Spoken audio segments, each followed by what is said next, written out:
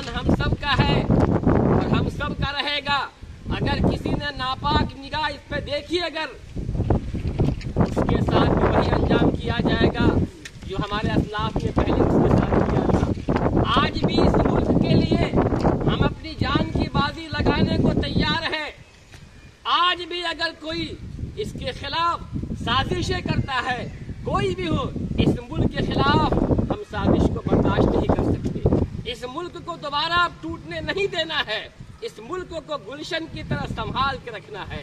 हिंदू हो, मुसलमान हो, सिख हो, ईसाई हो, जैनी हो, सबको मिल के रहना है।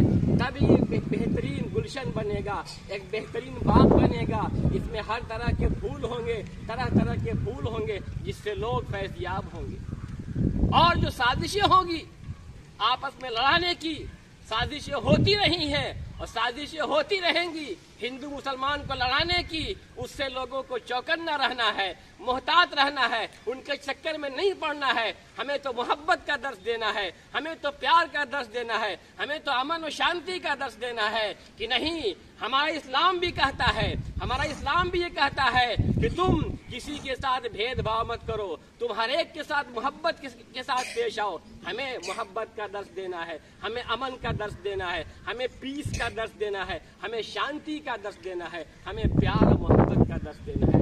हमें किसी से झगड़े का दर्स नहीं देना है। हाँ, अगर हमारे इस मुल्क में किसी ने आंख उठाने की कोशिश किया, हम उसे बर्दाश्त नहीं करेंगे। हम फिर निकलेंगे उसके खिलाफ जिहाद करने के लिए। जो हमारे इस मुल्क के खिलाफ लड़ने की कोशिश करेगा, इस मुल्क को जो तोड़ने की कोशिश करेगा, हम उसके खिलाफ जिहाद का अलम बुलंद करेंगे।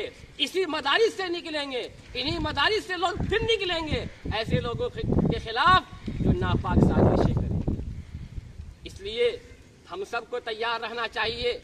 इस मुल्क के साथ जो भी ताकतें साजिशें करेंगी, हम उनको बेनकाब करने की कोशिश भी करेंगे।